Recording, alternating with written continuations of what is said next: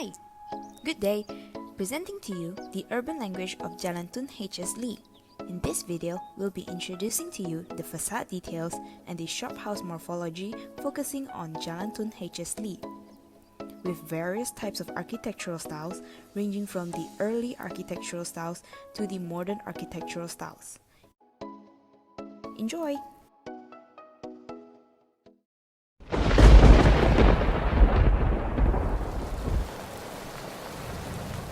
We descended the street, taking shelter from the rain, shielding under the 5-foot walkways.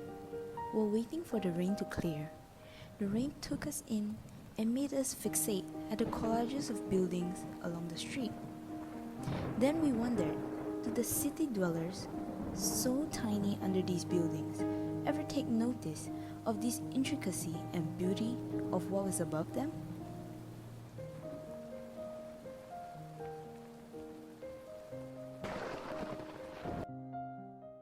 For centuries in Kuala Lumpur, merchants and patrons have wandered up and down the vital artery known today as Jalan Tun HS Lee, that stretches from Telecom Museum on Jalan Gereja up south all the way down to Wisma Tun Sambatan in Brickfields. It's a 1.8 km long street through the heart of downtown Kuala Lumpur.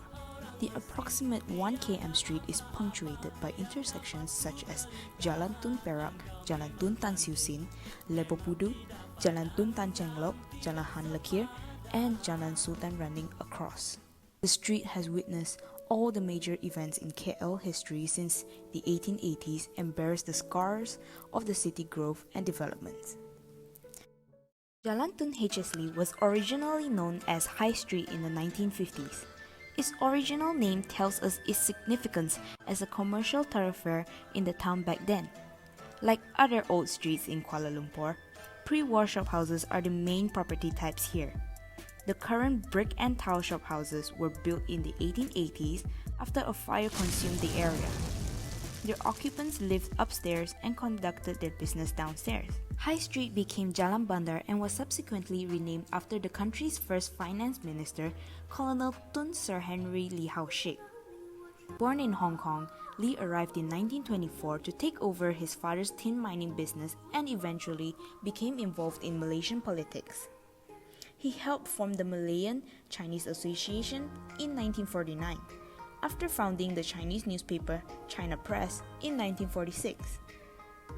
Not everyone can get a street named after them, let alone one with such significance. This gesture is indeed a reflection of Lee's colossal contribution to Malaysian society. By the time death dawned on Lee in 1988, Lee had accumulated a vast list of merits that warranted such an honor. His legacy included positions among Malaysia's political and business elites that helped secure the nation's sovereignty. Jalan Tun HS Lee is located within its proximity to KL city centre. The area is highly accessible via public transportations, with its walking distance from Pasar Seni LRT and MRT station, Maharaja Lela monorail station, and Pudu Central bus terminal.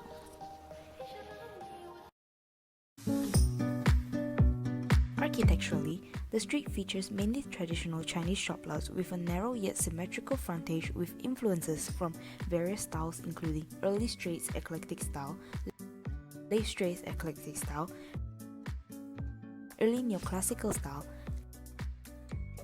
late neoclassical style, Art Deco style,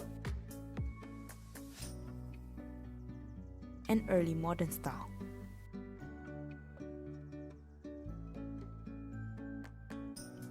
Older buildings are adorned with intricately chiseled plaster ornamentations, while newer buildings exclude these to embrace sleek, strong lines.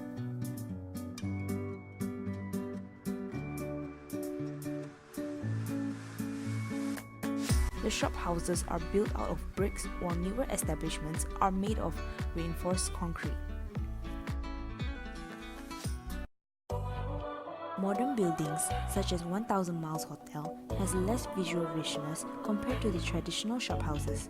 For instance, the facade of Melaka Asam Pedas restaurant of early modern architectural style has no visual contrast. The minimal design of its plain horizontal and vertical projections, would implicate a shorter period of viewing time compared to the eclectic architectural style, which has a greater visual complexity.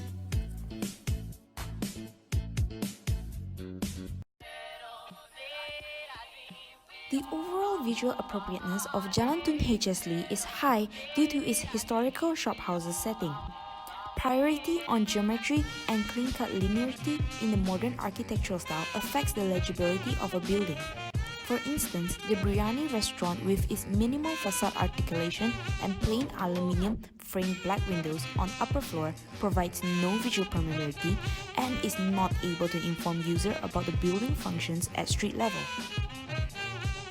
The facades on ground floor that we observe on site are open facade which maximizes the engagement between the commercial activities and street users. Permeability of eclectic architectural style shophouses on ground floor is usually higher than the shophouses with modern style. However, the renovation of certain traditional shophouses, on the other hand, visual pollution such as shophouse signboards impedes the visual permeability of first floor by blocking the fenestrations, such as the Black Home Homestay with the introduction of flush concrete wall, barricades the visual and physical permeability.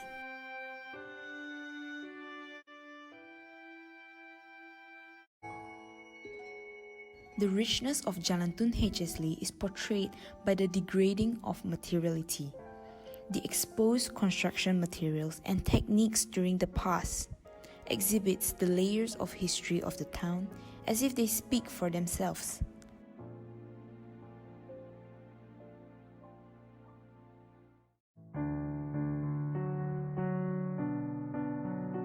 What we see are the moldy pediments, flaking walls and degrading walkways, but behind it all, there's always another story. Evolution and change is inevitable for anything that wants to survive in an ever-changing world. These century-old shophouses have each fared differently through its time.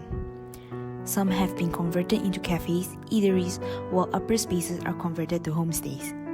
Fortunately, many shophouses remain untouched and still host traditional trades such as textile, sun-dry, and Chinese medicine operated by its original tenants. Strolling down, one may notice gaps in the facades as newer buildings are made taller with setback rules to accommodate future road expansions, which would spell the end for most of the historic buildings. Malaysia has recently realized the historical value of this street and placed it under the National Heritage Trail, making it a preservation priority. Hopefully, this street will be able to weather future changes and retain the essence of its momentous past.